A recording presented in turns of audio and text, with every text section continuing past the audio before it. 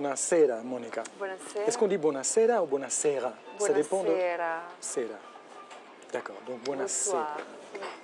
Dans une très bonne interview accordée au Figaro, madame, cette semaine, vous dévoilez pas mal de choses avec beaucoup d'humour, mais qu'on connaissait mal sur vous et notamment sur votre enfance. Et vous dites notamment que vous êtes passé très vite des chaussures de bébé aux talons aiguilles.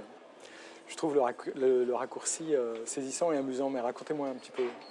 C'est juste parce que quand j'avais 14 ans, j'avais envie d'être femme très vite. Très vite. Voilà. Et du coup,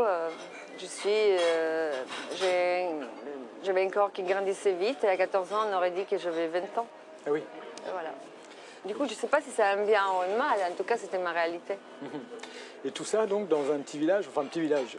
Je suis allé voir sur Internet, vous êtes né à Città del Castello, c'est ça? C'est une ville de 35 000 habitants à peu près du centre de l'Italie. Aujourd'hui, 60 000. Aujourd'hui, 60 000. Et sur la page d'accueil du site Internet de cette ville, il y a une petite lucarne qui vous est consacrée, un peu comme une espèce de... comment dire, de fierté nationale. Il y a votre biographie, vos derniers projets, etc. C'était quoi la ville, la vie de tous les jours à Città del Castello? C'est une ville de Provence. Moi, j'étais très heureuse parce que j'allais à l'école, j'avais mes amis, je faisais du sport. Parce que la Provence a un côté qui est bien, dans le sens que tout le monde se connaît, on se sent protégé. Et de l'autre côté, on peut se sentir un peu étouffé. Et moi, j'adorais être là. J'ai encore des amis d'ailleurs qui sont venus à l'école avec moi, que je fréquente et avec qui je parle par téléphone, même si je ne les vois pas souvent, parce que je voyage beaucoup.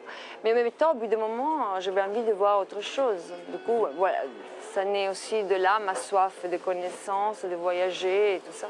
La plus grande ville à côté, c'est quoi? C'est quoi? Perugia. Perugia. Et une sortie à Perugia, quand vous aviez 10-14 ans, ça représentait beaucoup? Mais oui, mais vous savez, l'Italie, c'est effet de Provence. Ça veut dire que Perugia, comme Rome, comme Milan, c'est des grandes villes pour l'Italie, mais à côté de Paris, ce sont des petites villes. Ça veut dire que nous, on n'a pas en Italie une ville grande comme Paris. Du coup, les côtés métropole, c'est une réalité qu'on ne connaît pas vraiment. Oui. Donc dans ce cas-là, vous échappiez comment? En Vespa, à l'italienne ou en train, en voiture? Voilà, bien sûr, j'utilisais des Vespa, des motorini.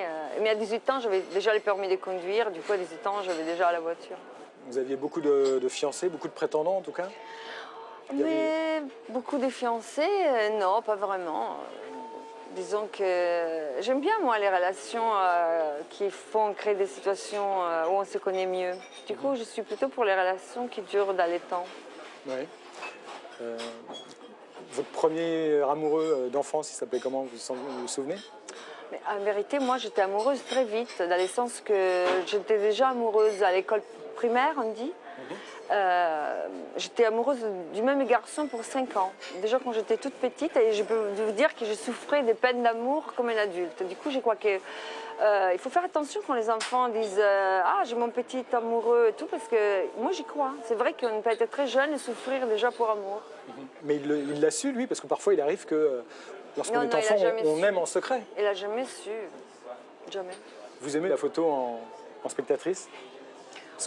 Moi j'adore les photos. Les photos, ça évoque tout un monde, et moi je crois que la photo, c'est pas un art inférieur au cinéma, au contraire. C'est deux arts différents, magnifiques. Parce que moi j'avais un joli livre à vous offrir. Ça s'appelle Icône, c'est édité par Hugo Press et par l'agence SIPA. Et c'est 30 ans de glamour et de photos de stars faites le plus souvent avec la complicité des stars, parfois un petit peu à leur insu. Une espèce de voyage comme ça, imaginaire entre Rome, la Via Veneto, donc Cinecittà, et puis les années 90, et des gens comme Nicholson qui se font surprendre en train de faire leurs courses à Paris. Il y a chacun raconte une histoire avec je trouve beaucoup de tendresse. J'avais envie d'en montrer une parce qu'elle a été prise ici, c'était en 82, et c'est un trio, non pas infernal, mais un trio délicieux. C'est Gérard Depardieu, Patrick Devers, Catherine Deneuve, lors d'une fin de banquet ici au Fouquet's pour les Césars. C'est joli, non? C'est magnifique, c'est plus que joli. Je trouve cette photo super, beau. Vraiment, c'est trop beau de les voir tous les trois ensemble. Oui, c'est trois icônes. Trois icônes. Et ben, il y en a au moins une centaine d'autres. J'espère que vous prendrez plaisir à le feuilleter tranquillement. Je vous remercie, je vous dis à bientôt.